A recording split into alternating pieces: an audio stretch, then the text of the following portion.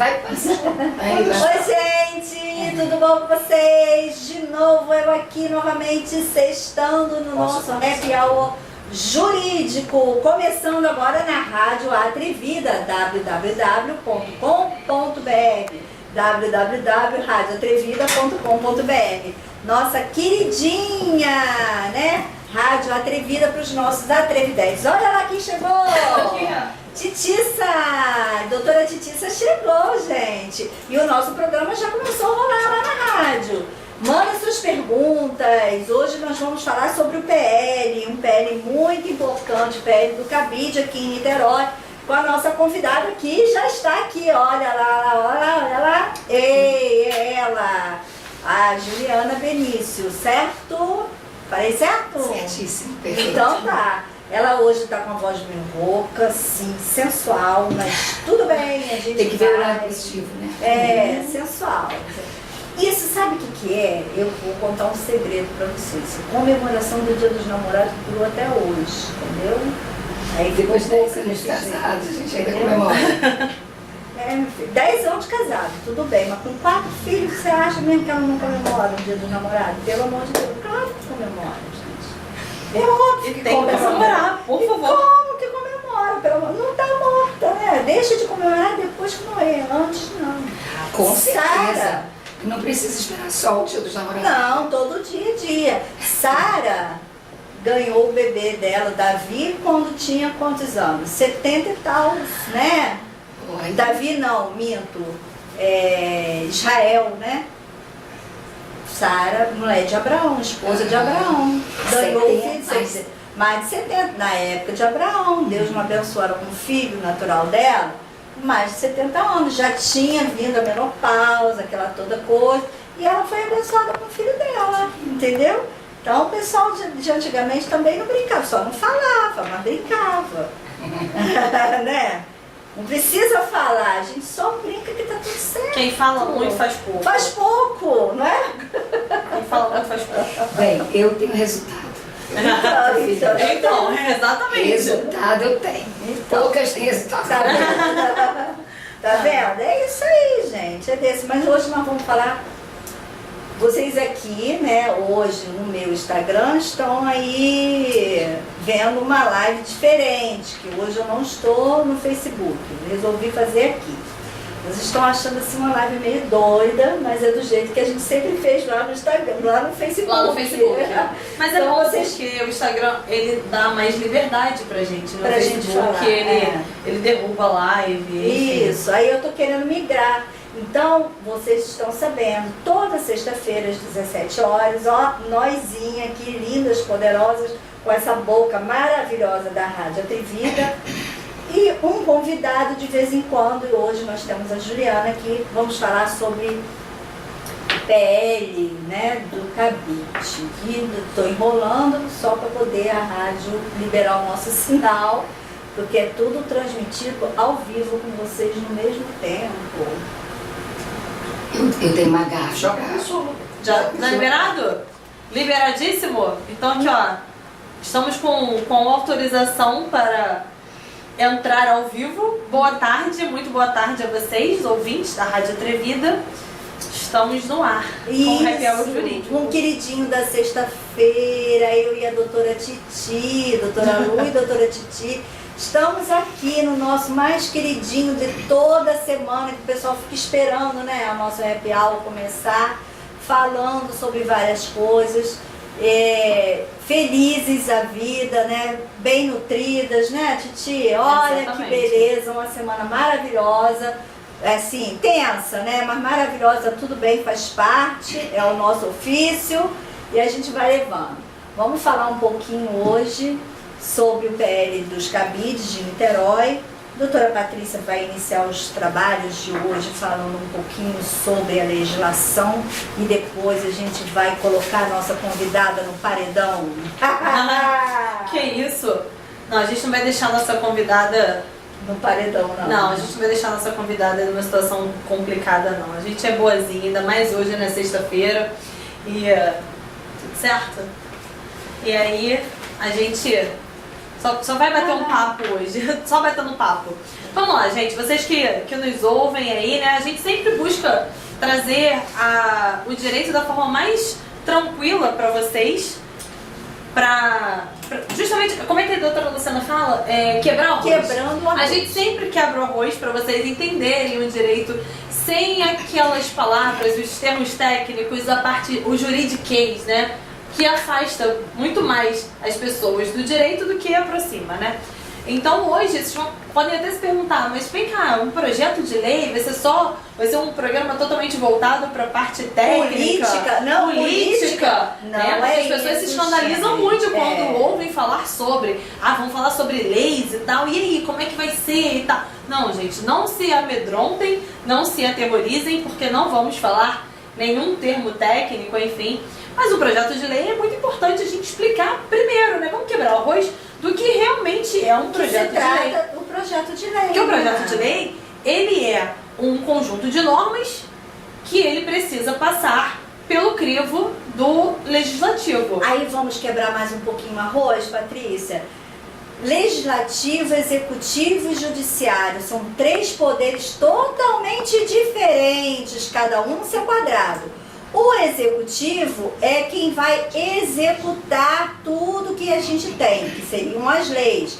Esses são os prefeitos. Aí o legislativo, doutora, atenção, atenção, legislativo são os vereadores, no caso do município, os deputados federais e estaduais, né? Estadual no governo, para o seu estado, e os federais no âmbito nacional, junto com o Senado. Entendeu, pessoal? Então, é desse jeitinho. Eles que vão criar as famosas leis. Exato. E a lei não é criada de uma hora para outra, né, Patrícia? Não, exatamente. Então, quando a gente tem um início de um projeto de lei, vou pensar aqui no projeto de lei. Tá, beleza, mas eu preciso passar por 4 etapas. Lá em casa a gente fala, tive uma atividade menor no meu cérebro e agora eu quero compartilhar. Então, é exatamente assim. É exatamente. E o bicameralismo em casa se exerce através da mãe e do pai, né? Isso aí. A mãe deixa, mas o pai não sei. Vamos ver, vamos pensar. Então, Desse a gente jeitinho. tem 4 etapas, que é a iniciativa, obviamente, a iniciativa ali, buscando às vezes, colhendo assinaturas, para que esse projeto, enfim, possa nascer. Isso aí no caso, não em todos os casos. E tem um outro caso que é o caso de iniciativa popular e o de iniciativa dos próprios deputados e vereadores, aqueles exatamente. que vocês votaram. E aí, depois a gente ultrapassa essa fase e vai para a parte da discussão. E depois da discussão nós temos a votação, que os próprios legisladores vão exercer. E após toda essa discussão, votação e tal, a gente envia, obviamente os legisladores, né? Eles enviam então para sanção ou veto. E aí a gente tem, obviamente, a figura que vai sancionar ou vetar, ou sancionar com ressalva, vai mandar travar a pauta toda para mandar refazer tudo, é quem? É o prefeito ou o presidente. O executivo, entendeu? Ou o governador também. Ou o governador, que é o executivo, como eu falei. Então ele que vai falar assim, não, aí vai ponderar, não, vocês viram, mas isso aqui eu não vou aceitar porque não faz parte da minha pauta. Aí que entra a questão política. Não é a questão política, apesar de todos os escândalos que vemos, esses períodos todos que a gente está vivendo, a gente está vivenciando, e aqui no Brasil muito desacreditada a política brasileira, mas a questão política que pelo menos deveria ser aplicada são os posicionamentos, aquele famoso dançar das cadeiras, a gente chegar a um consenso, a uma discussão saudável para se chegar a um consenso para que aquela lei haja efetividade. A efetividade, doutora, é para ela pegar. É o famoso, a lei foi feita, mas não pegou. Então ela tem que pegar. Ao pegar, né, a pegação da lei, né, em todos os sentidos, tem que ter, o povo tem que usar. Então essa pegação é que é necessária, não é só a lei, Porque a gente tem um monte de lei. E aí, eu e a doutora Patrícia, a gente sempre vem aqui falando que o nosso ordenamento jurídico é lindo, é perfeito, é completo. O que falta é, na verdade, a boa vontade de colocar esse ordenamento em prática. Isso que estraga. Mas a gente tem uma solução para isso. Adivinha, adivinha? Vocês, cabe a nós, povo, cobrar a legislação ser aplicada de uma forma correta, né? E é isso que a gente tem, e é isso que a gente espera. Não é o que tem acontecido da forma que a gente gostaria, mas é o que está na lei, é como que deve ser, não só aqui no Brasil, mas em todo o território nacional. A gente sabe que tem gente que nos ouve pela Rádio Atrevida, nós temos ouvintes nos Estados Unidos, temos ouvintes na Europa, e o pessoal está nos ouvindo. Então, olha, gente, vocês que estão aí no exterior, nos ouvindo, mandem suas perguntas aqui que a Juliana vai responder, hein? Não se preocupe que ela não tem medo de cara feia, não mesmo, porque não dá para olhar vocês que mandaram, então tá tudo certo. A gente contorna, bota ela no paredão aqui e ela tem que responder, né, Patrícia? Exatamente. Então vamos lá, vamos apresentar um pouquinho a Juliana. Vamos passar a palavra para a nossa convidada mais que especial. Começar o bombardeio. A sabatina. Vamos ver se ela vai ser aprovada, gente? Vamos lá. Oi, Juliana. Juliana, pode falar? O seu microfone está aberto. Tá aberto? Tá. Você acha que de repente... Pode ser. Eu vou tirar bom. aqui. Você já tinha dado essa dica, mas eu vou me sentir mais segura por causa da voz. Isso. Gente, primeiro desculpa, né? Essa voz aqui ninguém merece. Mas eu achei que eu queria tanto vir, que eu falei, não vamos desmarcar, vamos com essa voz mesmo. O importante é comunicar, porque a gente é atrevida, né? Isso aí, muito bom. A atrevida vem e fala com essa voz mesmo. E assim, primeiro agradecer demais a vocês o convite, um prazer enorme estar aqui, poder usar esse canal de vocês tão... Sabe o que eu acho esse canal tão parecido comigo? Porque ele é tão natural, né? Ele é tão o que vocês são, e eu acho que isso é mais importante. E assim, não tem medo de paredão, gente. Eu fui diretora de escola, diretora de faculdade, assim, fui política, né? Então assim, a gente está acostumado com gente, né? A gente não pode ter medo de gente. Gente é tudo de bom.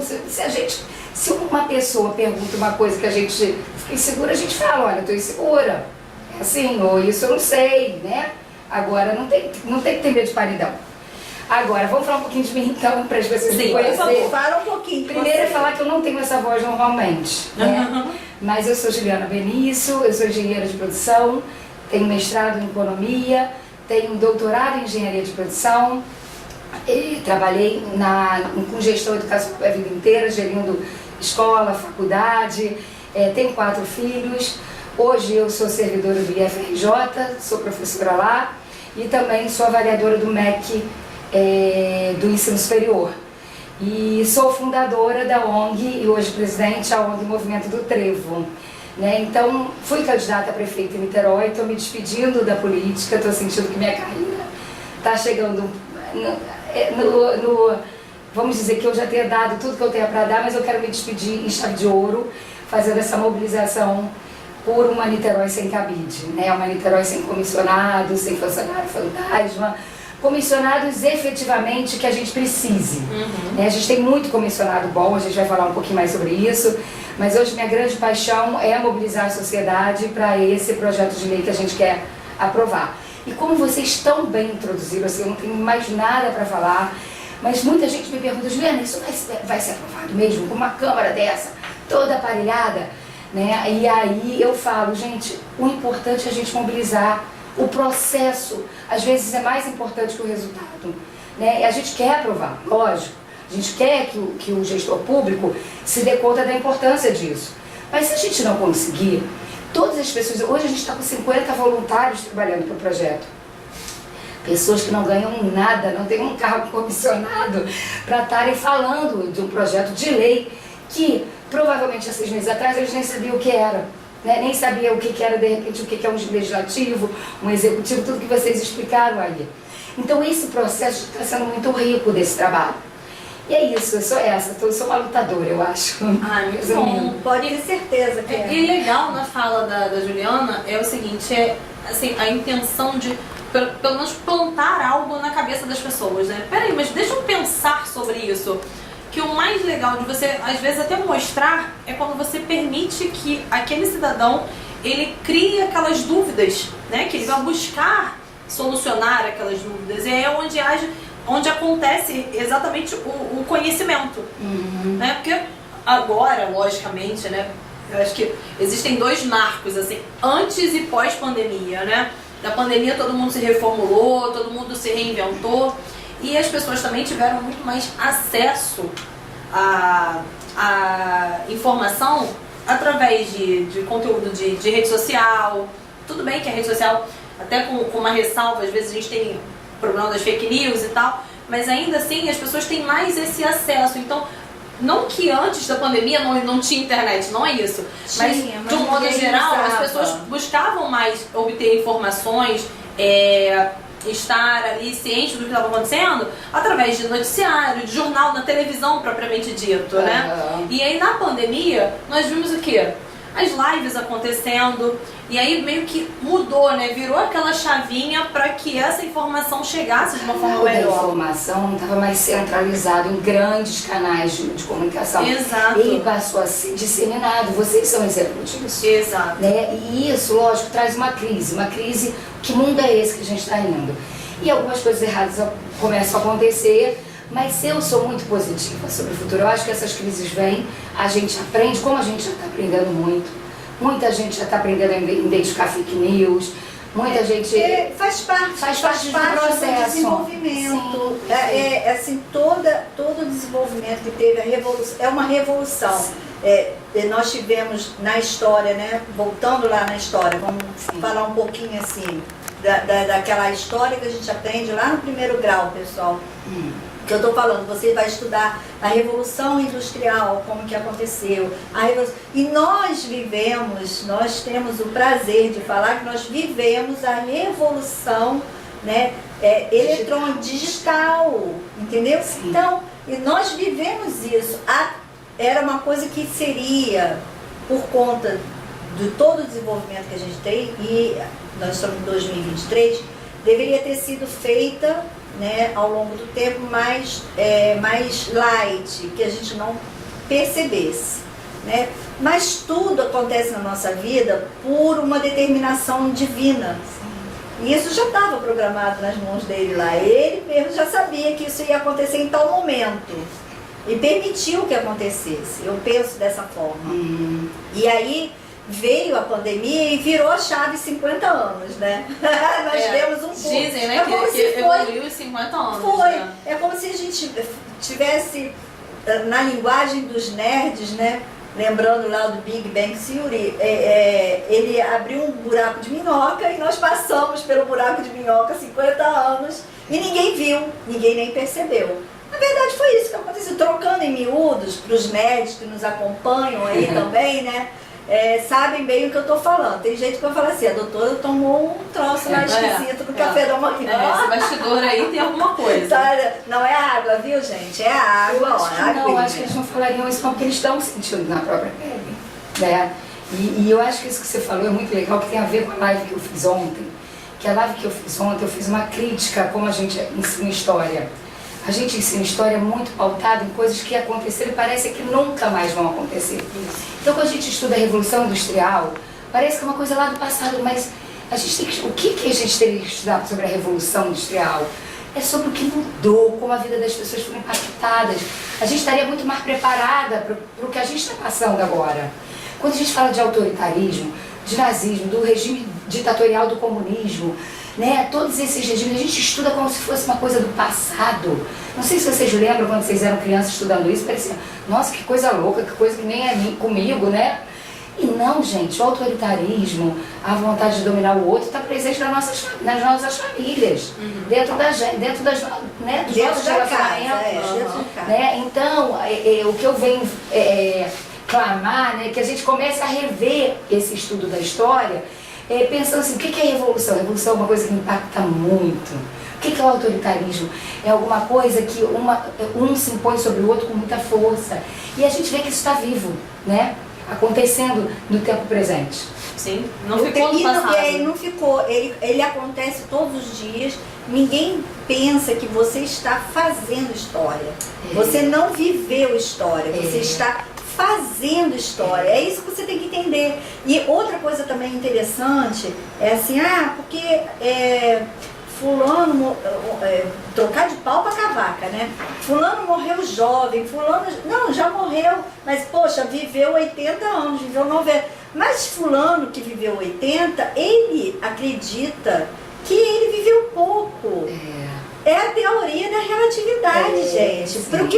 Para o que para você é muito, para aquela pessoa que está vivendo, é muito pouco. Eu já ultrapassei o meio século, mas eu, na minha cabeça, eu não ultrapassei. Para uns eu estou velha, mas para outros eu estou gata ainda, né? Então é assim, é uma relatividade. E a mesma coisa se aplica no dia a dia. Cada dia que você acorda é uma oportunidade de exercer esse milagre divino que é a vida. E não importa se você já viveu 80 lá para trás, você acordou, você está vivo, né? Então eu acho que essa relativização que você fala é um pouco isso. Eu já estou vivo 100 anos. Gente, eu tenho 46 também, estou quase no meio, né? E, gente, eu quero viver muito, eu quero ver meus netos, eu quero fazer muita coisa. E plantar alguma coisa para poder ele ter um sentido na tua vida, né? Que eu acho assim aquele ditado, né? Quem é uma pessoa, quem quer marcar, né, tem que escrever um livro, plantar uma árvore e ter filhos, né? Mas eu quero fazer mais, eu já fiz isso tudo. Não, ter filhos, escrever um livro, plantar uma árvore. Só que eu, Luciana, acho que plantar uma árvore não é só plantar a árvore em si. Esse plantar uma árvore, na minha cabeça, é uma coisa simbólica, é você deixar a sua semente florescer de alguma forma, ou com o seu intelecto, ou com o seu trabalho, com os seus filhos. É um trabalho que você fez. Você jogou uma semente para que ela florifique, né, para que ela se fortaleça e venha dar frutos. É o que diz a Bíblia, né, quando a gente fala lá da vinheira, da videira, né, que ela seca, se não der bons frutos, ela é cortada. É a mesma coisa. Na verdade, é o que diz o ditado, né? Você tem que frutificar. Como que você frutifica? Gente, através do PL, do cabide, é uma forma de frutificação. Né? Doutora, a senhora chegou para puxar o saco. Não, é verdade. É uma forma de você. Eu estou falando do PL do cabide porque o PL, né, um projeto de lei, não é o PL, ele é um projeto de lei popular, não foi feito pelos vereadores, não foram, então eles que foram escolhidos para ele não tiveram essa ideia. É uma iniciativa popular que tem um trâmite um pouquinho diferente, né, Patrícia? Exatamente. E aí, só voltando aqui na fala de abertura da Juliana, ela disse que ela é criadora de uma ONG. E me fala um pouquinho da ONG, porque me despertou a curiosidade, o interesse em saber sobre, sabe? Saber sobre a ONG. O que é a ONG, como que surgiu e de onde surgiu a ONG? Então, vamos lá. A ONG é o Movimento Moderado do Trevo, é uma ONG de atuação política. A missão da ONG é sensibilizar os agentes políticos, os cidadãos, sobre a importância da moderação. Eu tenho uma leitura sobre o contexto brasileiro.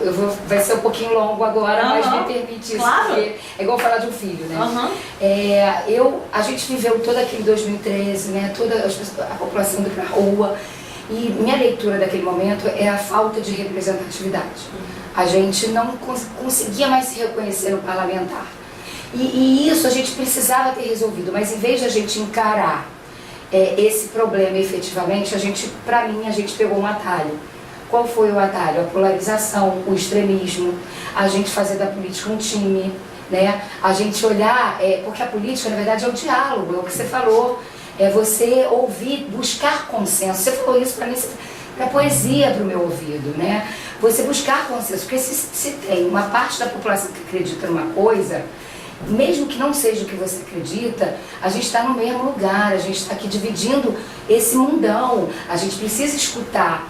A sua escuta você pode até falar, eu não concordo, mas de alguma maneira você vai saber que a sua verdade não é a única. Para mim, a polarização, ela forjou a falta de representatividade. E as pessoas canalizaram essa insatisfação nesse extremismo de buscar uma solução, um salvador da pátria, um time, uma torcida. E eu não tinha essa leitura lá atrás não, tá, gente? Eu segui, eu entrei nessa onda. E chegou um momento que eu, tendo trabalhado a vida inteira com educação, eu comecei a perceber as relações da família muito doentes, né? Tem uma informação que é importante nesse contexto que eu estou te falando, que é da rede digital. Porque as redes potencializaram o extremismo. O extremismo foi natural, veio de uma insatisfação, de uma revolta. Quando você está revoltado, isso já é extremo, né? Aí ele é potencializado pelas redes, porque as redes, elas criam bolhas. E aí, quando você só fala para a sua bolha, você acha que não tem um contraditório. Porque você só se ouve, né? Então você vai reforçando cada vez mais a sua posição. Porque você não ouve muito pouco, quase não ouve o contraditório. E ouvir o contraditório é importante até para você ter dúvida, ter um pouco de dúvida, né? Você não ser tão agressivo. Olha, não vou ser tão agressivo porque eu estou com dúvida disso. Realmente aquela pessoa falou uma coisa para mim que me tocou. Então eu comecei a estudar, gente, qual é a solução para o extremismo? Eu não sei. Aí voltando à questão das famílias, eu vi que as famílias estavam sendo tocadas por isso. Pessoas que se amavam. Eu tenho uma tia que parou de falar com uma sobrinha que era uma apaixonada pela outra porque um era A e o outro era B, do time diferente, né? As pessoas se atacando e pessoas que se amam, eu tenho certeza, né? Mas que arrumaram nessa luta toda uma forma de buscar uma forma de se sustentar num país que abandona tanto os seus cidadãos. Porque na verdade aqui realmente é muito difícil viver no Brasil. Então, estudando, eu vi uma resolução da ONU que defende que a moderação como um movimento político, tá? Não apenas como uma característica individual. Porque, por exemplo, Aristóteles já trabalha a moderação como uma característica individual, uma virtude. A gente coloca essa virtude para mobilização política. Ela é a saída para o extremismo, né? Ela é aquela que vai pacificar essa sociedade. É aquela que vai trazer diálogo novamente. Né? E que vai fazer com que esses polos estejam cada vez menos fortes. Eles podem existir, porque os polos são importantes. Os extremos, eles sempre vão existir. Porque é sempre uma pessoa que leva a coisa mais para o limite. E aquela pessoa é importante também ter fala. O problema é quando esse polo puxa tanta gente. E parece que o meio não existe mais. E aí eu vi que não existia mais moderação. A gente não existia, ou você tinha que ser de um time ou de outro, ou você estava alijada do circuito. E eu recebi muitas cicatrizes, muitos ataques por ser uma pessoa que tentei disseminar essa moderação, né? E aí eu criei a ONG trabalha com isso, a ONG divulga atitudes. Por exemplo, eu vou falar uma atitude que eu li hoje, por isso que eu vou lembrar. O Eduardo Paz conseguiu avançar na luta pelo Galeão, né? E aí ele conseguiu isso conversando com Lula, mas no final do post dele ele fala: eu não faria jamais isso sem o apoio do governador Cláudio Castro. Isso foi uma atitude moderada dele, porque ele mostrou que a união é muito mais forte, porque ele colocou ali a briga de um governador também. E ele não deixou de dar o crédito, sabe? Tudo é um pequeno exemplo, porque foi uma coisa que eu li hoje. Não, claro. Mas isso ajuda a gente a contextualizar um pouco, né? E são de extremos diferentes. Que não é porque um é do partido de direita, o outro é um partido moderado, né? Não, centrão. Eu vou falar sobre isso. Um centrão e o outro centrão. É de esquerda. Exato. Não é por isso. Não tem que. Tem que ter, só que não, né? Tem que ter a representatividade. Tem que ter o diálogo. Mas tem que ter o diálogo. E se conseguir o diálogo, se conseguir ter o consenso, você conseguir trabalhar junto e potencializar. Mas deixa eu falar isso, que você falou uma coisa excepcional. Muita gente acha que ser moderado é ser de centro. Não é. Por isso que a gente não chama movimento de centro. Você pode ter um político de esquerda moderado, um político de direita moderado e um político moderado. Eu acho que tudo é bom senso.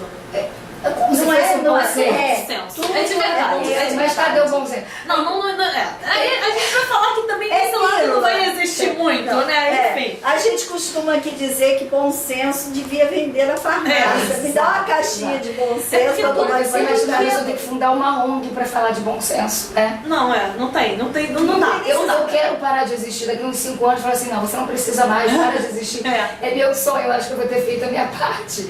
Mas assim, então a gente faz muito trabalho, a gente começou a estudar agora como que a gente desenvolve moderação nas escolas, como que as escolas, porque por exemplo o bullying, se você parar pra pensar, é um ato extremista que tem acontecido muito. Sempre aconteceu. Sempre aconteceu. E aí a gente não ligava, quer dizer, não é que não ligava, ligar a gente ligava. Mas a gente não tinha arma, eu acho que não se dava isso aí. Não tinha arma, não tinha trabalho para poder, né, trabalhar aquilo. A Patrícia mais nova, você... eu vivi no tempo de bullying. Eu vivi no tempo de bullying. Eu tinha orelha de abano. Eu tinha. E outra, eu era... Imagina, Dumbo. Pois é, eu era o Dumbo, 4 olhos e branca azeda. Eu era Dumbo, mas já sofri muito por causa do Dumbo. Mas assim, eu acho que a gente evolui, é um processo civilizatório. Eu acho assim que, tudo bem, a gente pode falar que acho que até o moderado faz isso. Agora acabei de publicar um artigo no Seminário Internacional da UF sobre direitos humanos. E o que foi polêmico o artigo, porque eu falo assim, a gente vai lutar pelo pluralismo, né? Mas se você lutar pelo pluralismo de forma extrema, você vai perder. Porque até a luta pelo que é certo tem que ser moderada. Entende? Porque você fala assim, olha, eu entendo que o processo civilizatório diminui o bullying. Eu entendo que o processo civilizatório é aumentar o pluralismo. Mas a gente tem que entender que a conquista disso é uma conquista que se dá em várias instâncias, com uma sociedade absolutamente heterogênea. E aí, isso é uma conquista realmente de um amadurecimento social que não se dá como imposição. Não. E pior, que às vezes é cooptado por lideranças políticas que com o único intuito de ter voto. Aí isso fica mais extremo ainda. Sim. Então isso foi muito ruim. E é um grande perigo. E isso você fala assim, eu vou chegar até mais, né? Eu costumo até, durante o programa, até converso muito com a Patrícia aqui, o pessoal ouve muita gente falar e eu falo muito nisso. Se a gente ao menos respeitasse os primeiros, vou botar de novo a religião no meio, tá? Os primeiros mandamentos que Deus determinou, o que Ele mandou? Amai-vos. Amar o próximo como a ti mesmo. Como a ti mesmo. Isso. Então, agora preste atenção no verbo, amai. Ele não falou assim, olha, o negócio é o seguinte, eu vou te apresentar a Juliana, você ama Juliana se você quiser, se você tiver empatia com ela. Se você achar ela feia, não precisa amar. Ele não falou isso, ele ordenou, é ordenatório, amai. Se a gente praticasse esse primeiro mandamento, todas essas outras etapas seriam muito mais fáceis. Porque você ama, é uma determinação, não é uma escolha. Amai a Deus sobre todas as coisas. Amai o seu próximo como a ti mesmo. Por que ele bota ele sobre todas as coisas? Porque se você amar a Deus sobre todas as coisas, as outras coisas serão mais fáceis. Então você ama aquele que não existe, você não vê, não toca. É um amor maior, né? Que está acima. Isso, você só sente. E com isso, se você tem essa consciência, você tem essa capacidade de amar, você vai conseguir amar ao seu próximo. E se você ama o seu próximo, o que vem depois? Respeito. O que na verdade nós estamos falando? Quando vivem as militâncias extremas, é exatamente o debate do respeito. Mas eu amo, nós estamos no mês LGBTQIA+, B, 20, 30, 40, 50. Gente, não é desrespeito, é só porque eu acho muita sigla e muito rótulo, que não tem necessidade. Existem homens e mulheres, ponto. São 2 sexos diferentes. O que você fez nesse intervalo é um problema seu. Não é de ninguém. E você lida com ele da sua forma, sem chegar no meu limite e no limite do outro.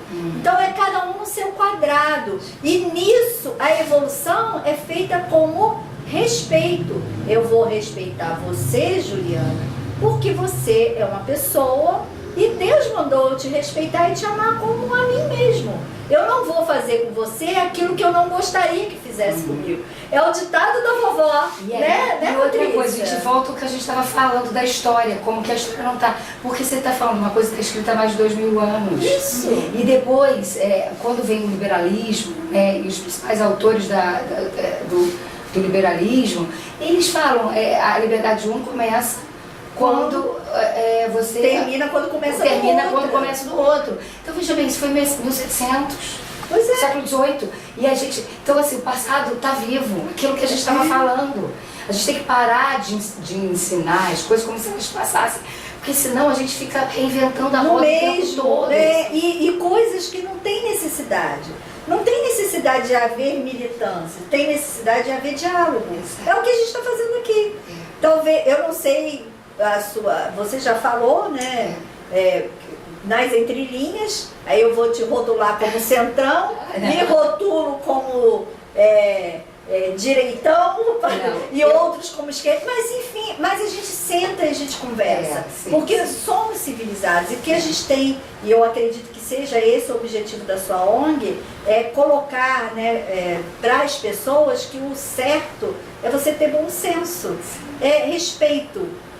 Me respeito, claro, eu te respeito, você me respeita, eu te respeito, todos nós nos respeitamos. Porque hoje a gente vê uma busca incessante por algo, e aí essa busca faz com que haja uma imposição sobre outras pessoas. Isso que eu não acho legal, de verdade. E aí o nome disso eu rotulo como militância. Você tem que engolir, sabe? E tudo é realmente o respeito, é o bom senso, é você ir até onde o seu direito permite que você vá. O que acontece é que as pessoas estão ultrapassando muito essa barreira. Né? E está querendo impor uma realidade que não é. Que é a realidade que ele enxerga. Não estou falando que ele está sendo desonesto, ele enxerga aquilo, né? Mas ele tem que entender que as perspectivas são diferentes de vida. São ângulos diferentes. Agora, a moderação, quando a gente estuda essa atuação política da moderação, é muito interessante a gente colocar alguns pontos. Por exemplo, o respeito faz parte, a tolerância faz parte. Mas vejam que são atitudes desse político moderado que são atitudes passivas. Quando a gente coloca no espectro da moderação, tem mais uma característica: resolução de problemas. O moderado, ele só vira casaca, quando eu digo assim, virar casaca, ele tem o time dele, ele gosta. Só que se ele for ver que o barco vai afundar, se ele ficar naquele lado, ele vai mudar, porque o intuito dele é chegar no destino. O que eu quero dizer com isso? Poxa, tem um projeto de lei que é da esquerda. Eu me intitulo, me auto-rotulo como direita, tá? Centro-direita, mas eu sou mais direita. Se você olhar meu plano de governo para Niterói, você vai me rotular como direita com certeza, por várias políticas que eu defendi. E aí, mas isso não importa. E é fácil para as pessoas rotularem outras. Não importa, porque vai ter hora que eu vou falar assim, olha, mas se eu continuar a defender voucher nesse contexto não vai dar certo, vai dar ruim.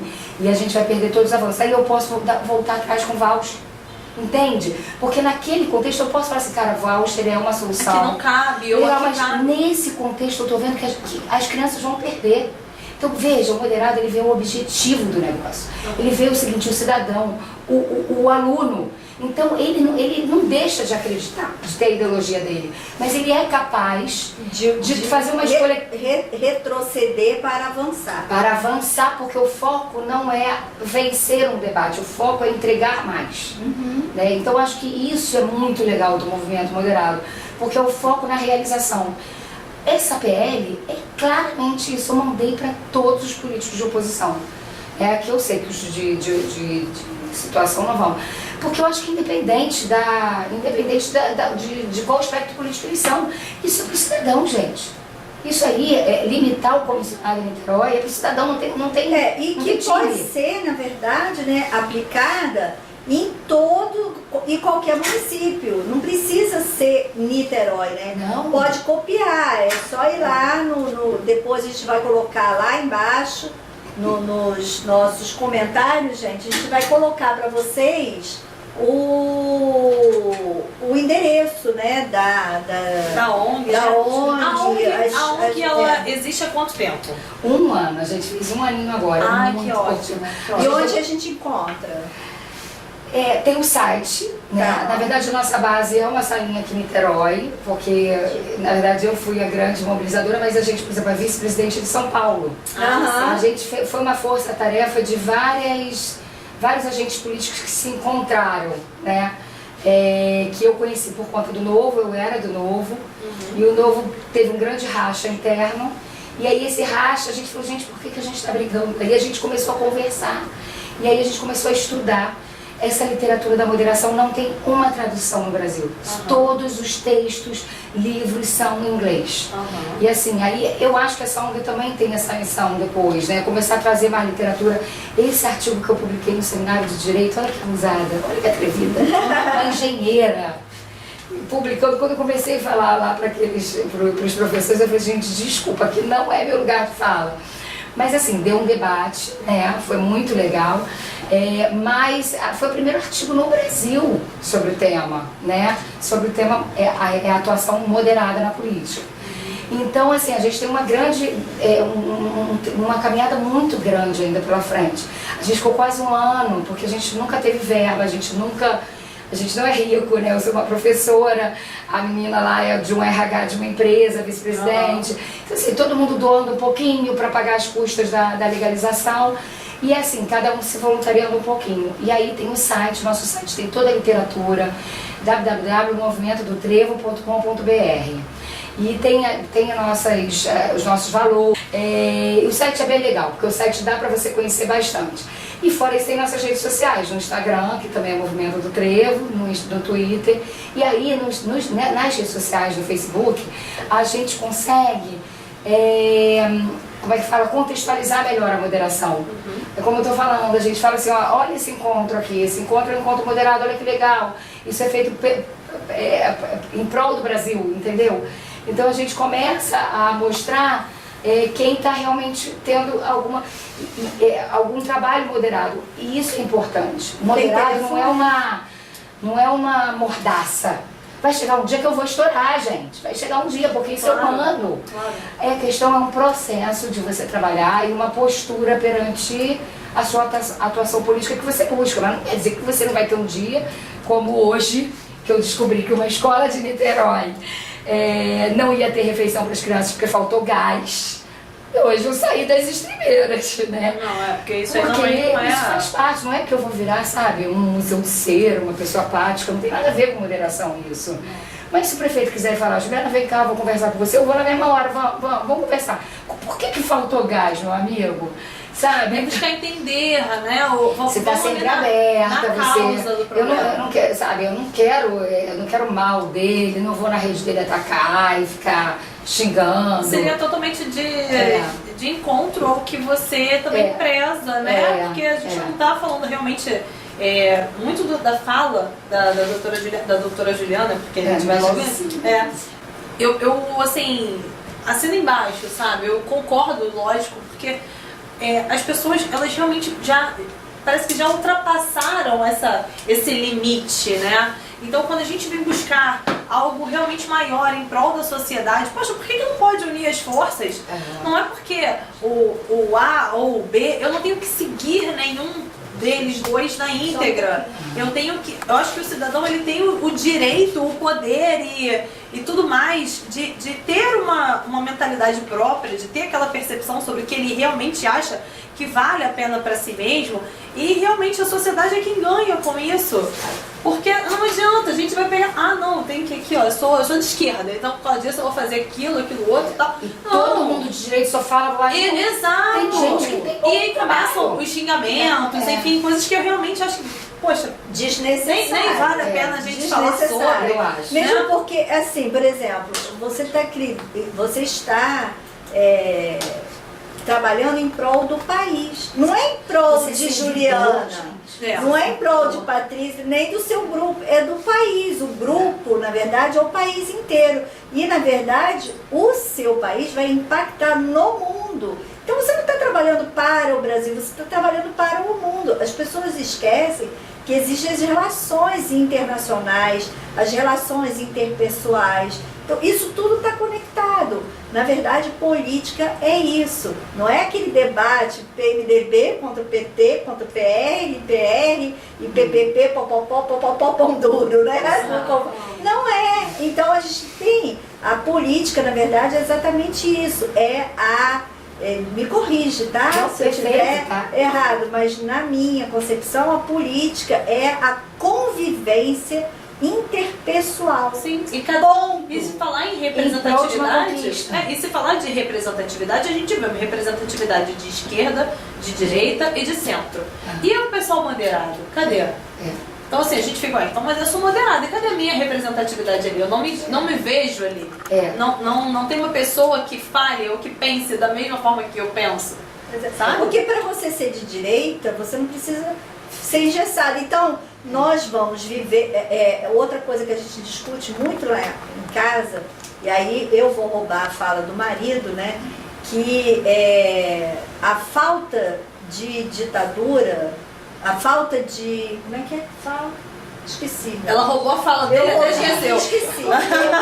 Eu fiquei emocionante. Não é porque a gente tem não tem uma ditadura explícita que a gente tem democracia. Isso, não é porque você tem uma ditadura, a falta da ditadura explícita não significa que você tenha uma democracia. Não é isso. Entendeu? A nossa democracia está fragilizada. Está fragilizada, porque a democracia é o debate. Então nós hoje estamos vivendo censuras na mídia, censuras na fala, censuras na política, censuras em tudo. Por quê? Porque começou a desagradar algo que já estava enraizado dentro do sistema político brasileiro, que é a corrupção, que tem tudo a ver com o tema. Por quê? Porque o tema projeto de lei, né? A gente vai falar sobre ele. Projeto de lei Niterói sem cabide, é exatamente, eu acredito, porque pelo que eu li, me corrija, que você é a mãezona do projeto, seria exatamente isso, tentar extirpar a corrupção, né? E os fantasminhas, que é corrupção. Não, total. É uso do dinheiro público para de forma errada. É o que eu falo assim, gente. Para aparelhar, né? O niteroense, ele tá tão focado no nacional, mas se ele soubesse como a vida dele mudaria, se ele cobrasse com a mesma veemência o governo federal, se cobrasse a nossa prefeitura com a mesma veemência, muita coisa podia mudar. Eu, antes de começar a falar da PL, que eu quero explicar tudo bem bonitinho como é que surgiu essa ideia, eu quero falar sobre essa questão da política que você falou muito bem. Quando eu falei no início do programa, eu falei, estou abandonando a política partidária. Mas a política, o cidadão político, a cidadã que eu sou, né, com o posicionamento político, com a luta pelo outro, com a luta pela minha comunidade, isso nunca vai acabar. Isso sou eu, é a minha essência. Né? Eu acho que a política partidária, como ela está organizada hoje, que eu não vejo espaço para mim, né? E isso me toquei. Eu vou entregar para a minha cidade de outras formas, né? Mas não é a única forma de você atuar politicamente. Você pode atuar politicamente dessa forma, né? Fazendo uma mobilização. Você não precisa... A política partidária não é o único caminho para a gente atuar politicamente. Isso é certo. Agora, falando um pouquinho da PL, eu acho que assim, quando a gente começa a estudar, né, muito a administração pública, a gente vê que certas medidas conseguem trazer um grande impacto. Né? Então, quando eu pensei, gente, estou desistindo da corrida eleitoral de 2024, eu queria lutar por uma coisa que fosse realmente impactar a minha cidade. Né? E aí é o que? Educação, porque a educação, eu acho que a educação está muito precarizada. Eu não atualizei o número para 2022, eu não estou sabendo de cabeça, mas são 5.000 cidades, 5.000 e poucas cidades. O nosso ranking do IDEB no Brasil é mais de 2.500. Então assim, a gente com uma cidade que paga R$2.000 por aluno por mês, né, que é o valor da escola dos meus filhos que estudam numa das melhores escolas de Niterói. Então esse aluno custa isso para os cofres públicos. A gente está em mais de 2.500 no ranking do Brasil. Que educação é essa que a gente está entregando? É uma educação que acaba o gás e não tem refeição, é uma educação que a merendeira está fazendo greve, é uma educação que o procurador da Fundação Municipal de Educação está 2 meses sem internet. Né? Isso para não falar da saúde. Então, tinham pautas enormes que eu podia trazer. Mas quando eu vi a questão do comissionado, era uma pauta que ela é um guarda-chuva para todos, né? Para todas, para a Secretaria de Educação, para a Secretaria de Saúde, porque todas as secretarias de Niterói estão infladas. Hoje a gente tem uma prefeitura que 50% da administração pública para me corrigir, porque agora tem a lei, né? Ontem foi aprovada a lei que a gente não pode falar. Eu não sei como é que eu vou viver, né? Porque eu vivo para denunciar as coisas, mas 45% dos nossos funcionários são comissionados. A gente tem 10 secretarias, 10, tá? 10 que são 100% de comissionado. O que isso significa? Quando o Rodrigo de Neves sair, porque não é a AXA que está lá, né? É o Rodrigo, né? Quando o Rodrigo Neves sair, 10 secretarias ninguém sabe como continuar, porque é todo mundo comissionado, ou seja, não é uma coisa que fica para a cidade. É um trabalho que fica simplesmente claramente para aparelhamento político. Porque se você quer deixar aquele trabalho tão valoroso, né, que eles defendem, né, tão valoroso, você vai fazer o quê? Você faz concurso público, bota o efetivo, e esse efetivo aprende tudo como os processos daquela secretaria, e aquilo fica para a cidade, né? E a gente consegue isso por causa dos royalties, né, que a gente tem um valor estratosférico de royalties, a gente tem muito dinheiro dos royalties. Então é uma cidade que consegue ser muito aparelhada com comissionamento. Então essa lei, a gente colocou na lei que a prefeitura só poderia ter o limite de 15% de comissionado. Ou seja, cair de 45% para 15%. Isso porque no governo do estado, que a gente acha que é o governo mais corrupto do planeta, é 10% de comissionado. Lógico que o governo, geralmente, as instâncias da administração pública que estão quebradas, elas não têm gordura para colocar comissionado, porque o comissionado é aquela moeda de troca, né, para aparelhamento político, moeda de troca entre Câmara, moeda de troca entre o Executivo e o Vereador, que é muito errado, porque cada ente federativo devia atuar com independência para ser plenamente eficaz na missão que a Constituição coloca, moderada. Então, o que acontece? A gente colocou os 15%, que é um número hiperviável, só que a gente está totalmente fora do que é viável, porque a gente tem os royalties. Então essa proposta de lei, outro artigo da proposta de lei também é que nenhuma secretaria pode sozinha ter 100% de comissionado, que ela tem que ter no mínimo 20% de funcionário efetivo, né? Então eu acho que assim, quem entrar, vai ser reeleição do AXA, vai ser o Rodrigo voltando, vai ser alguém de oposição. Quem entrar ali vai ter uma continuidade. Vai ter algo que vai limitar, porque é para isso que é lei, né? É para organizar. E aí, veja, eu acho que o niteroense ganha, né? Porque, na verdade, politicamente falando, o que a gente sempre viu acontecendo é assim, vamos fazer uma ponte ali. Aí começou a ponte, não terminou, aí o governo que entra, em vez de terminar aquilo que já foi, não vou terminar porque foi fulano que começou. E o povo fica onde nessa história? Então, o problema todo, eu vejo que, do jeito que você falou, o problema todo estaria satisfeito, entre aspas, nesse momento, porque se você vai ter um compromisso de dar continuidade àquilo que foi efetivamente iniciado e que tem algum tipo de fruto para a população, porque o objetivo não na verdade, a trajetória que a gente está aqui hoje nesse programa debatendo isso, pelo menos a minha, e como eu sou muito afinada com a Patrícia, e acredito que ela seja também, é que a gente, na verdade, está tentando mostrar para os nossos ouvintes que o objetivo político não é A e B. O objetivo político tem que ser a população. Exato. Porque estão ali para representar é tão aquilo. Óbvio, né? Mas assim, é o que fala, a gente tem que estar voltando a falar disso. Veja que importante, se você limita, O que acontece? O Rodrigo Neves, lá na eleição de 2012, na campanha de 2012, ele entrou em 2013, o carro-chave da campanha dele era diminuir o carro comissionado. Ele mais que triplicou o número do prefeito que ele substituiu. A promessa dele era diminuir. Ele mais que triplicou. Porque depois que chega lá, o político quer se manter. E a gente estava falando de democracia. Que democracia é essa? Que você pega um cargo público e fala assim: Luciana, você é vereadora, né? Vem cá, minha amiga. Vamos votar comigo? Vamos lá? Vamos, eu te dou 50 carguinhos aqui na Emusa, né? Você vai ficar quietinha, não vai? Você vai deixar de me criticar na plenária, você vai deixar de falar as coisinhas erradas que eu estou fazendo.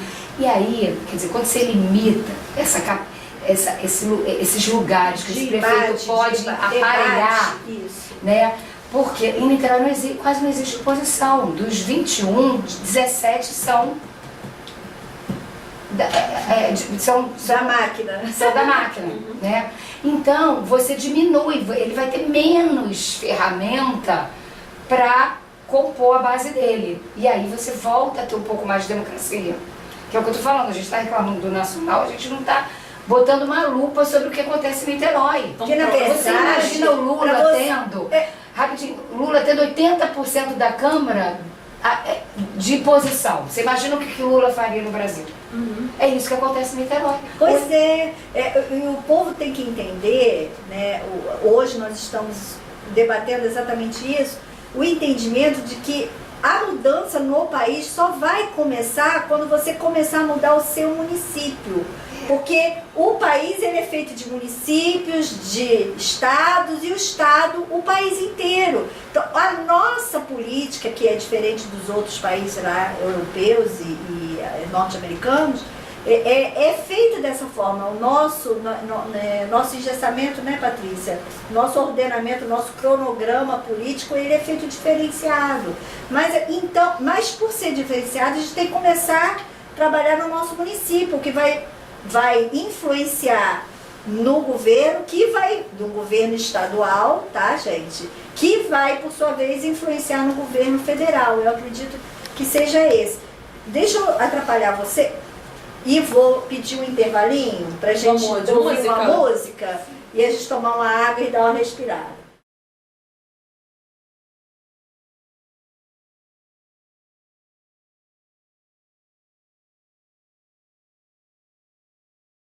Voltamos! Espero que vocês tenham se deliciado aí com as nossas músicas, que aqui ninguém sabe o que está tocando, só o nosso DJ. O pessoal que nos acompanha ao vivo aqui na rede social também não sabe, fica na curiosidade, ou então está acompanhando junto. Tem que ouvir, né? A Rádio Atrevida também online. Isso, aí acompanha junto, vocês não perdem nada. Vê aqui os bastidores, a conversa com o microfone fechado. E depois também ouve, né, o que realmente está acontecendo na rádio e tudo mais. Mas tudo show, tudo maravilhoso. A nossa conversa hoje está bombando. Amou o programa. Bom, vamos passar agora para as perguntinhas que chegaram para nós. Recebemos diversas perguntas, hein, doutora Luciana? Vamos lá. Será que agora que o paredão? Primeira pergunta. Não vou começar com essa não, vou começar com uma pergunta que chegou lá de fora, porque eu acho que tem gancho, tem um gancho com o que ela tinha falado.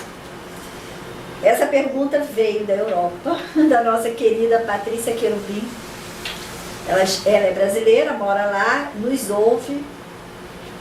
E beijo, Patrícia, amamos você, eu muito.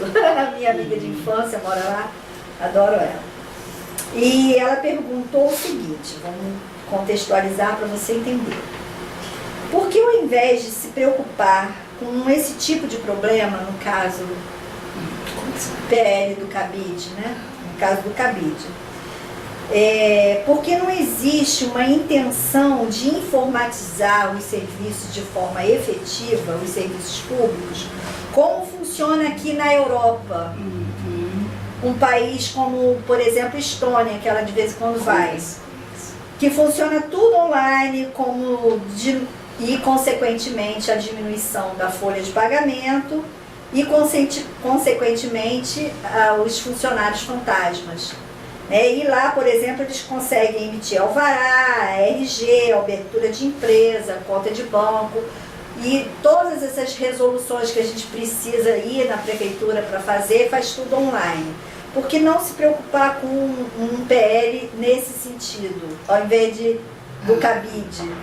Perfeito, ótima pergunta, assim, mas eu, assim, pela minha experiência, uma coisa não tem muito a ver com outra, eu vou te explicar. Estudei muita história quando eu fiz meu plano de governo. Patrícia, né? Primeiro eu te agradecer, Patrícia, pela pergunta. Assim, vai me oportunizar a entrar numa área que eu amo, que é a administração pública mais eficiente. Então, tudo bem, eu entendo que o PL também fala sobre eficiência, mas eu acho que um problema não tem a ver com o outro. Por quê? Hoje a gente tem comissionado que está na prefeitura, não é para a prefeitura trabalhar mais nem entregar mais para o cidadão. É simplesmente para aparelhamento político. Então, se você informatiza, segundo esse gestor que hoje está lá, ele vai continuar precisando daquele funcionário. Porque aquele funcionário ele é usado hoje, sabe para quê? Para panfletar na campanha para ele. O que você mais vê na rua aqui em Niterói, eu vou te mandar foto, vou pegar seu Instagram e vou mandar foto dos comissionados na prefeitura no ano que vem, indo para a rua panfletar para o candidato do prefeito. Né? Então, na minha opinião, se a gente informatizar qualquer uma das secretarias, a gente não vai diminuir a gana desse gestor de ter um comissionado ali para aparelhar politicamente aquele lugar. Mas isso não quer dizer que a sua fala está certíssima no sentido de que também seria uma luta muito importante. Eu estudei muito a Estônia, tem um brasileiro que mora na Estônia, o Ed, o Instagram dele é Ed, eu fiz até 2 lives com ele na minha campanha e ele me ajudou a criar governo digital. Teve um capítulo do meu plano de governo que foi governo digital e ele falando esse processo. A Estônia, para chegar no patamar que ela está hoje, ele conta, foram mais de 20 anos. O primeiro passo desse processo é transformar cada cidadão num token, numa identidade criptografada. E a partir daí você passa a transformar todos os processos da prefeitura atrelados a esse CPF, a essa identidade tokenizada. Como hoje está acontecendo no .gov.br. Mais ou menos assim. O .gov, o que ele fez hoje foi que ele integrou várias bases de dados, mas não é tokenização, entendeu? Foi um grande avanço como a gente está vendo hoje o Gov. Por exemplo, meu e-social é associado ao .gov. Então eu tinha 2 bases de dados que eu tinha que fazer cadastro numa, tudo que eu fazia naquela base de dados ficava naquele acervo. Aí eu tinha outra base de dados que era meu INSS. Hoje, o .gov ele integrou essa base de dados, eles se comunicam, mas isso não significa o que aconteceu na Estônia. A Estônia é o blockchain, né? O que é o blockchain? É você ter uma rede que não tem dono, né? Como criptomoedas, nessa rede de dados que tem milhões de pessoas tomando conta daquilo. Quando você coloca uma informação naquela rede, você depois não consegue burlar. Então, por exemplo, a sua identidade vai ser tal token ali naquela rede e ninguém mais vai... Você vai virar a doutora Luciana ali para sempre e tudo que eu associar aquele token é imexível, né? Não é burlável. Não é igual quando você vai na Secretaria de Obra e vai ver as alterações de um imóvel, tudo num caderninho do secretário, que ele puxa aquilo, às vezes até a lápis, né? Aquilo ali é altamente modificável, né? O seu histórico. Então, o caminho da Estônia é um caminho virtuoso, é o caminho que a gente precisa seguir. Mas eu não vejo como eu criar uma lei obrigando essa prefeitura, por exemplo, a começar a tokenizar todos os cidadãos, porque hoje no Brasil nenhuma prefeitura tem isso. Eu sei que ia ser disruptivo, se eu virasse prefeita, tá no meu plano de governo, seria esse caminho que eu iria iniciar, inovar. Mas primeiro, eu acho que é muito difícil a população aceitar, ser mobilizada para isso. Você imagina que o projeto de iniciativa popular, você precisa de 22 mil assinaturas em Niterói. Imagina mobilizar para tokenização da identidade do cidadão, que seria o primeiro passo, né? Porque eu não posso fazer uma lei assim, olha, que a prefeitura comece a digitalizar. Isso é muito solto, eu preciso indicar esses passos. Então, resumindo a minha resposta, eu acho um caminho importantíssimo a gente seguir para a questão do governo digital, como a Estônia fez. Mas eu acho que isso não tem a ver, eu acho que se a gente começar a seguir isso não quer dizer que o gestor público vai deixar de ter comissionado, são dois problemas diferentes. E a gente está atuando num problema hoje que está mais perto, sabe? Está mais perto da gente, está sufocando muito. Eu entendo até a pergunta que ela é brasileira. Ela é brasileira, mora lá. Mora lá, morou muito tempo em Niterói. Então ela viu a realidade lá, óbvio que o que é de bom ela quer trazer pra cá. Então sim, ela fica de lá cutucando. Patrícia? Não, eu estudo muito o mundo todo, assim, eu vejo. Gente, tem coisas que dá pra gente fazer. Falta vontade, né? Falta vontade, competência. Agora, o político que está hoje lá, hoje não consegue gerir uma educação minimamente, fazer as crianças lerem, eu fico imaginando ele tocando um projeto de tokenização de 520 mil habitantes. Para ela é realidade, pra gente não. Mas assim, eu acho que é um caminho que a gente tem que seguir, a gente tem dinheiro, a gente tem royalties, eu só não vejo essa gestão capaz de fazer isso, infelizmente. Então, como que estamos na questão do cronograma desse PL? O nosso cronograma é durante um ano computar assinaturas. Eu falo, a gente não tá... Que pé a gente está? Pior que eu não atualizei antes de vir pra cá. A gente estava 1000 e poucas assinaturas. E o presencial não atualizei. A gente já tinha quase 200 no presencial. Eu falei desde o início, não vai ser uma corrida de 100 metros. É uma maratona. Cada assinatura que está lá é um cidadão consciente. Quantas pessoas que tem que assinar? 22 mil. Então, gente, vamos embora. Mas olha, a gente vai conseguir. Sim, sim. É um ano que a gente tem a gente inaugurou em maio, a gente vai até final de abril. Né? Tá lá, tá no nosso site. A gente tem um site, www.niteroisemcabide.com. Do Niterói Sem Cabide não tem BR. Tá? E lá você vê, se acompanha, você consegue ali baixar o modelo da folha para assinar presencial. Você consegue ali um link direto para a plataforma de assinatura. Agora eu preciso contar, a gente teve um empecilho. Por quê? Tem uma plataforma que é muito conhecida, a Change, né? A Change.org. Só que a Change.org não garante que aquela assinatura é de um eleitor de Niterói. E a gente, para validar, a gente precisa validar que esse morador é de Niterói. Então eu tive que botar numa plataforma que é feia, que a estética dela é feia. E ela é um pouquinho... Gente, mas quem quer mudar Niterói não vai reclamar de botar um endereço, né? Porque tem gente que vem me fala assim, poxa, Juliana, estou acostumada com a Change.org, que eu só boto meu e-mail lá e já assinei a petição. Mas ali eu tenho que botar um monte de coisa é o endereço, né? E o CPF. Tá? Mas, gente, é para mudar Niterói. Não é o que eles têm que entender, que isso aqui não é uma mobilização, assim, igual pela CPU e da Imusa. Como é que eu sei? Contra shopping em Taquatiara. Como que eu sei? Eu já vi muita gente do Rio de Janeiro assinando a petição de Taquatiara. Como que eu sei que aquele cidadão é efetivamente de Niterói? E que está relacionado àquilo? Porque na verdade, como a gente explicou no início, né, Patrícia?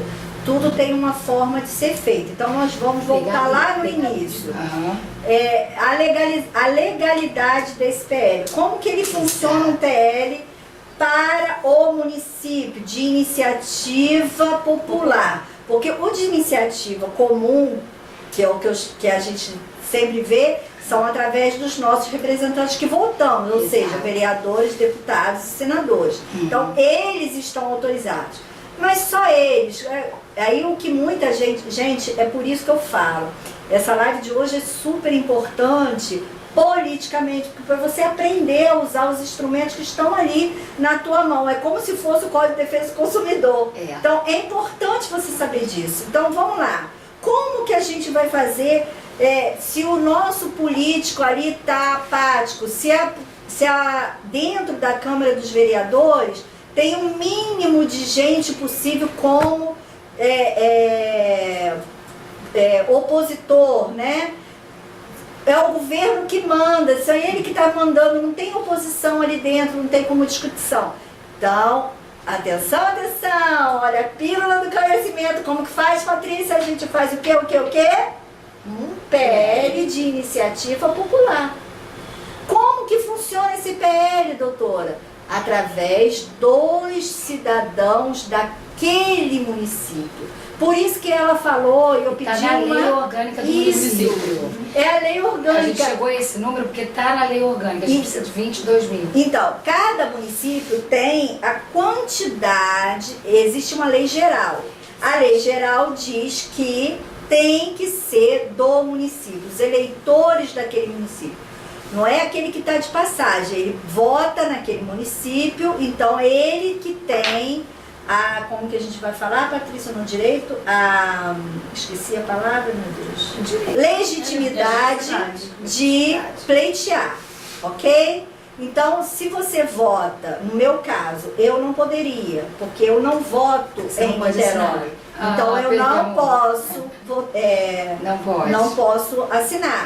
Mas a Patrícia vota em Niterói, ela pode. O Márcio, acredito que se ele vota em Niterói, ele pode.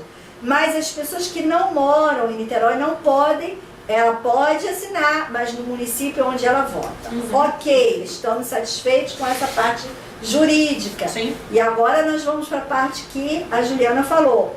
Nós precisamos de um envolvimento político dos nossos ouvintes, tá? Que estão nos ouvindo aqui, que estão nos ouvindo. Atenção, são 9 mil assinaturas que a gente... Não, 9 mil assinaturas que nós estamos ouvindo, esperando, família, né? Isso, esperando que são 9 mil possíveis assinaturas que não serão, porque o nosso não é tudo daqui. Não é tudo daqui.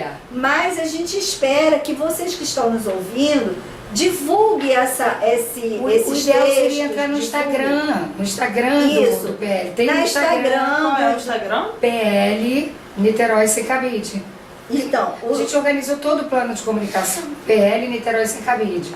Aí a logo é um cabidinho com um bando de burocrata pendurado. Ó, já tô seguindo, hein? E sigam. Você vê que aí tem, né, ali no próprio link já tem o do próprio Abaixo Assinado, tem o do nosso site.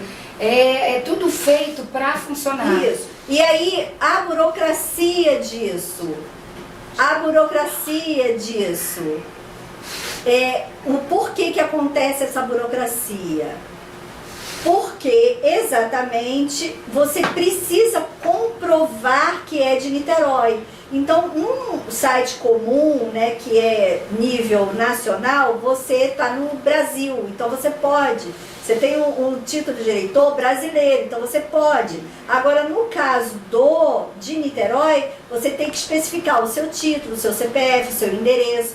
E é por isso que é mais burocrático. Então, se você, aí nós aqui do Happy Hour Jurídico fazendo o nosso apelo, né, político, social. Vocês já estão ajudando muito. Se puder ajudar a assinar efetivamente a proposta, é um projeto de lei muito interessante, que despertou aqui nas Atrevidetes de plantão. O interesse de trazer você para falar um pouco sobre o assunto, porque a gente sempre bate aqui, a gente briga, a gente fala, a gente já foi cortada. Sim, já derrubaram a gente. Já derrubaram, a gente traz, a gente tem boicote e tudo, mas não tem problema, a gente está continuando falando. E a gente quer uma Niterói melhor, porque eu não voto aqui, mas eu moro e trabalho aqui. Entendeu? E outra, não voto aqui só por comodidade. Mas é uma comodidade que, assim, vai, entre aspas, parar de existir. E meus avós moravam, eu não sou de Niterói, eu sou de Rio Bonito, então moravam lá. Já aquela comunidade 4 anos. De ir pra lá, sabe? Encontrão de família. Aquele dia, todo mundo ficou assim. Sabe qual escola que eu dirigia, Monsenhor? Eu estudei lá. Então, eu sei que metade de Rio Bonito estuda lá. Eu quando virei diretora, eu virei extrema. Era Manuel Duarte. Eu estudei lá, me formei lá é uma cidade maravilhosa. Eu tenho muitos amigos lá. Lá as pessoas são amigas mesmo, assim, de não... Muito bom. Não rói a corda, né? E a minha família toda é de lá. Então, a gente vota lá por causa disso. É um feriado, né? Vamos pra lá cedo, vota, e depois senta, almoça. joga papo, aí depois vem embora. Legal. Então, mas é por isso, mas assim, a minha vontade é trazer, voltar cedo e ir embora para lá, para reunir. Mas assim, por quê? Porque é importante a gente, aonde a gente mora, onde a gente está trabalhando, a gente sabe do nosso sofrimento, né? Quando eu vou votar, eu sempre pergunto, antes de votar, eu fico toda hora perguntando para ele o que precisa mudar, para a gente ver qual o candidato que a gente vai colocar para... Porque eu não moro lá, mas a minha família toda mora. Sim, então a gente conversa, um carinho, uma afinidade pelo lugar, né? Essas são as raízes mesmo. Isso, então a gente tem que saber, porque para trazer melhoria para onde você vive, né? Sim. Então a minha vontade é trazer o título para cá. Se eu trouxe antes, mas assim, eu acho que eu vou lá. A gente tem um cronograma, por exemplo, no mês que vem a gente vai ter ações concomitantes na Zona Norte e na Zona Sul, de coleta de assinatura. Aí a gente vai pra rua, vai ficar coletando assinatura, a gente vai ter ações. Isso, a próxima pergunta. Qual o tipo de ação que vocês estão fazendo? Aí por isso que é importante seguir o Instagram, porque aí a gente vai divulgando, né? Primeiramente, a gente começou divulgando para os amigos, WhatsApp, da rede. A gente está com esses 50 voluntários e esses 50 voluntários também na bolha deles. Agora a gente quer pegar essa equipe, começar a falar assim, olha, no dia tal de julho, que a gente ainda não tem a data, a gente vai estar no Horto do Fonseca, a gente vai estar no Campo São Bento, a gente vai estar na Praia de Piratininga. Tem várias agendas, né? E aí a gente vai estar coletando a assinatura para a galera que está passando. E aí a gente também coleta, você quer ser voluntário? Você quer entrar nesse grupo de WhatsApp? Isso aí era eu que ia perguntar como que funciona, né? E como faz para participar. Tanto para a ONG quanto para o PL. Então, vamos lá. A gente tem duas formas. Uma forma... Fala um pouquinho que eu vou tossir. Ah, tá. Fala aí. Gente, é tão importante a gente ter esse conhecimento até mesmo, né?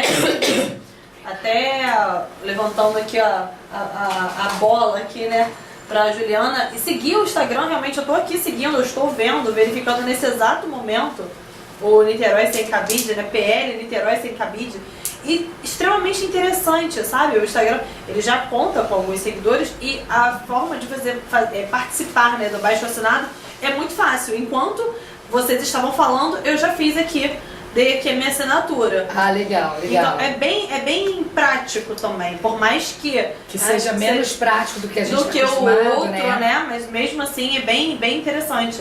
E assim, e é bom para ficar também atento a essas agendas, aonde eles vão estar, para também colher assinatura presencial, né? Porque o movimento mais profundo, ele precisa ter o presencial e o virtual. Uhum. Né? A gente vai mobilizando de várias formas, que no presencial a pessoa me vê explicando. Né? Eu fiz uma capacitação para esses voluntários, uma reunião, falando da importância, trouxe os números dos comissionados, trouxe comissionado em cada secretaria. Então é um trabalho que a gente está fazendo, que é bem diferente desse trabalho que a gente está acostumado a uma semana coletando. Não, a gente está construindo isso, tá? Então, você falando como participar, vamos lá. Se entrar aqui no site, a gente vai estar desatualizado, gente. Essa semana foi maluca. Eu vou botar aqui para o pessoal ver, mas no site tem assine a moção ou voluntarize, tá? Estou botando aqui. O que é ser voluntariado? Ser voluntariado, quando você se cadastra, eu vou te botar no grupo de WhatsApp. E aí você vai ser um pouco mais, você não vai ser explorado, seu trabalho não vai ser explorado, a gente não vai falar com você tudo. Mas a gente vai contar com vocês para algumas ações estratégicas, por exemplo, ação de rua, que a gente quer estar na rua com um grupo grande, para chamar atenção, a gente vai querer contar com você. Um dia que a gente vai fazer de compartilhamento do conteúdo, né, que certos conteúdos são muito importantes, por exemplo, a fala do nosso vereador Daniel Marques, que é um vereador que aderiu à causa. Vamos compartilhar para mostrar que esse movimento não é da Juliana, esse movimento é de Niterói. Esse movimento é de todos nós, não tem, é moderado, não tem um dono, né? Em nenhum momento meu nome vai entrar nessa lei, não tem nada, não botei o nome. Niterói Sem Cabide não tem nada relacionado com a Juliana, né? Esse movimento é de todo. Hoje em dia, por exemplo, a Luciane, que é uma voluntária nossa, que ela todo dia doa 10 minutinhos do tempo dela, entra em vários sites de Niterói de denúncia e fica falando com os seguidores ali. Você conhece o PL? Segue a Isa? Ela faz esse trabalho de mobilização que hoje é até maior que o meu. né? Assim, em termos de dedicação. Então, a gente se surpreende com isso. Então, é de todos nós mesmos.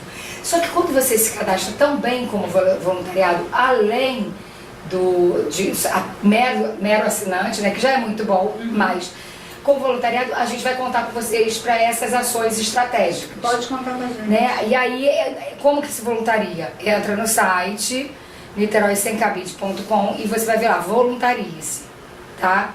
Fica aqui, é só apertar, vai entrar um forms. E aí aqui no site, ó, tem o próprio PL, tem alguns destaques, tem falando quais os problemas de você ter, por exemplo, exemplo de uso indevido, nepotismo, a gente vê muito em Niterói, cabide de emprego, clientelismo, assédio moral, tem muito comissionado, você vê que com medo de perder emprego, a gente vê muito mais assédio moral na relação com os cargos comissionados. Por exemplo, você mandar um comissionado ir pra rua conflitar é um assédio. Claro. Né? Então, é isso. E tem também uma agenda que fala um pouquinho disso aqui também, né? Enfim, tem o blog, tá bonitinho, tá bem organizadinho. Tá bom. E é isso. Chegou qual o efeito prático... Não, tá. Qual o efeito prático? Você já respondeu, mas eu vou perguntar. Vou fortalecer. Porque senão o ouvinte vai ficar chateado. Vamos. Então, aqui quem manda é o ouvinte, eu só obedeço. Qual o efeito prático deste PL, uma vez que todos os jornais estão veiculando o escândalo da Emusa em Niterói? Perfeito. Nos jornais nós vimos que um juízo de Niterói determinou a exoneração de mais de 600 contratados e só tinha autorização para 300. Você pode falar um pouco sobre isso? Esse caso da Emusa é perfeito, porque a prefeitura exonerou os 600 e agora está recontratando cada um aonde? Nos outros organismos. Por quê?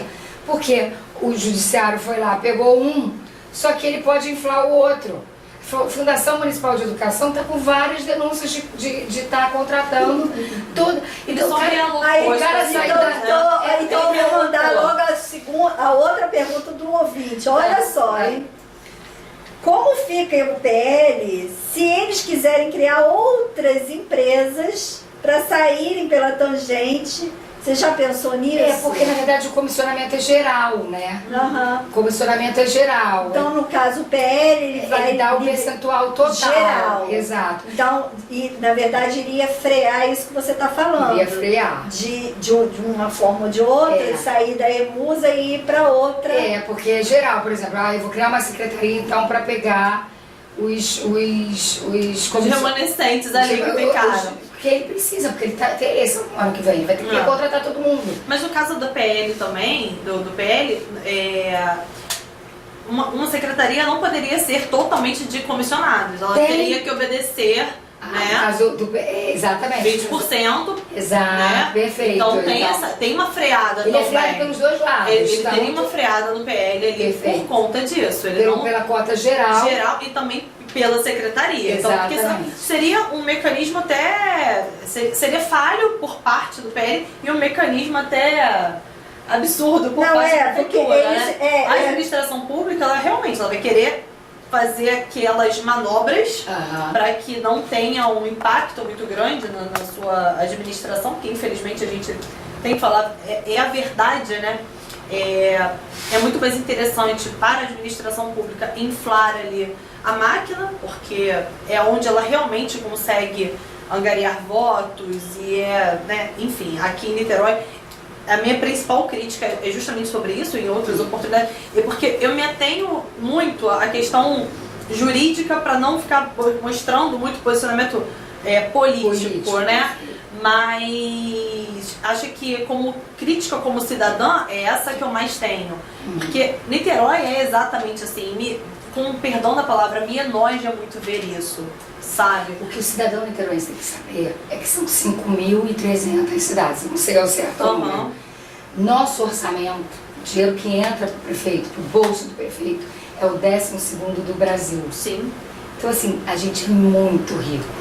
Então quando a gente se compara a São Gonçalo é muito injusto. Claro. Porque a gente tem 4 vezes o orçamento de São Gonçalo, sendo que São Gonçalo tem o dobro de população da gente. Exatamente. Fora isso, a gente em Niterói tem metade da população com seguro-saúde. Então, enquanto São Gonçalo, eu não sei o número certo, mas vamos dizer que 80% da população usa o sistema de saúde, o nosso apenas metade.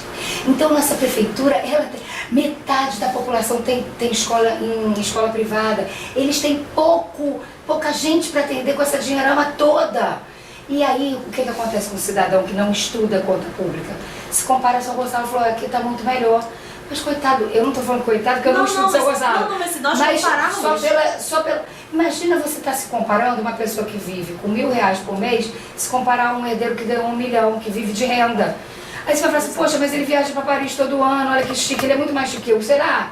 Você ganha R$1.000 por mês, você está chiquérrimo, você está um luxo, você está sobrevivendo dessa forma. Entende? Então a gente não pode comparar uva com carabola. E a gente, o cidadão, tem tendência a fazer isso, porque é o que ele vê aqui muito perto. A nossa renda por habitante é melhor do que a da cidade do Rio. A renda por habitante. Né? A receita, no caso, não é a renda, desculpa. A receita pública por habitante é melhor. Então, assim, a gente está numa situação, a gente só não é melhor do que Maricá. E Maricá realmente tem que se exigir muito de Maricá mesmo, sim, porque lá ainda é uma cidade pequena, com menos complexidade. Claro. 100 mil habitantes, é muito fácil de você gerir uma educação ali, né? Então, construir equipamentos públicos. Muito mais fácil. Imagina, o que é mais fácil você gerir uma rede? Que você tem 5 mil alunos ou 30 mil alunos igual a Niterói? Muito mais difícil gerir uma rede da educação de Niterói. Então é isso que eu estou te falando, eu sou exigente quando eu tenho que ser. Eu estou falando entre Niterói e Maricá, eu acho que ali os dois estão no mesmo patamar, porque Maricá tem muita facilidade em relação a Niterói. Mas quando a gente compara Niterói e São Gonçalo, sinceramente, não dá para comparar. Eu acho que não dá. Não dá para comparar. Exatamente isso. Sigamos nas perguntas, doutora Luciana. A outra que veio aqui, o MP está acompanhando o desenvolvimento desse PL? Tem algum acompanhamento do MP, alguma coisa? Isso, mas eu não entendo por quê. Porque, na verdade, não tem que transitar pelo MP. O que teria que transitar pelo MP seria alguma denúncia, né?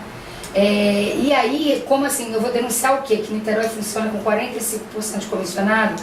Mas não tem entendeu? Eu entendo, mas justamente, eu acredito que essa pergunta veio justamente por causa do escândalo da Emusa. Sim, porque ali teve uma denúncia. Tinha uma denúncia e ali tinha um regulamento específico da Emusa que impedia. Foi o que permitiu a promotora atuar. Isso, mas mas nas outras instâncias ela não tem. Sim, mas o que eu vejo é o seguinte, a pergunta que eu vislumbrei quando eu li, eu até relacionei nesse ponto. Se em alguma vez o próprio Ministério Público, tendo em vista a atuação dele, ele teve algum tipo de interesse de participar com vocês de levantar essa bandeira. Eu acho que é isso que na verdade pode até ter sido um erro meu, eu não procurei.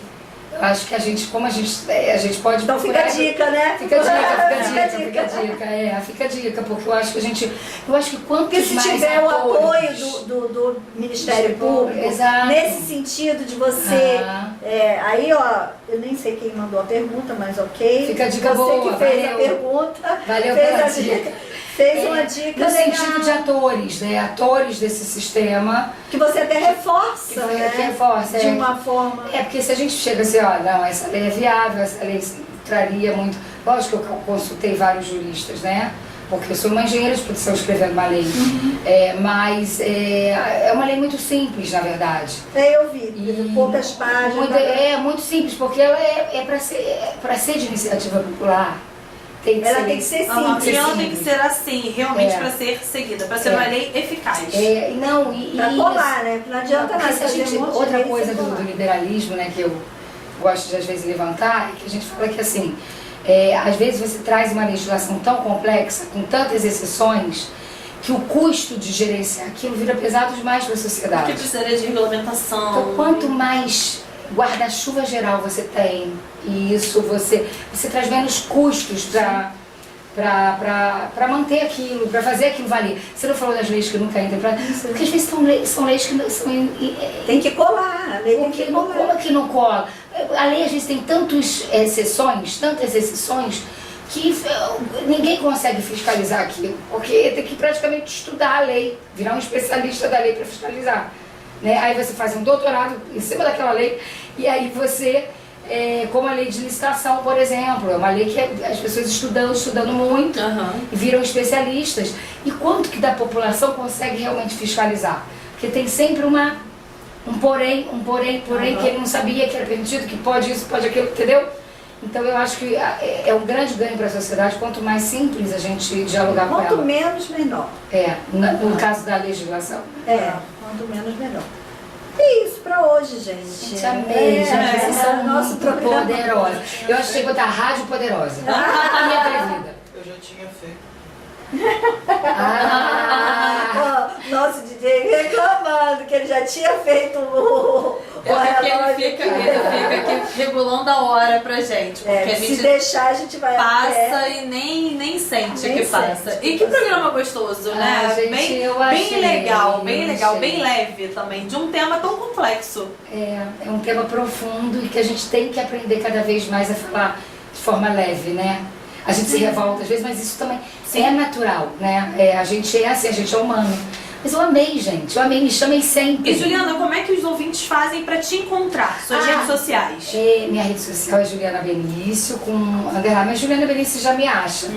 E eu acho que vale a pena eu divulgar do Trevo também. Claro, com Porque, certeza. gente, todo mundo fala assim, Juliana, eu tenho 4 filhos, né?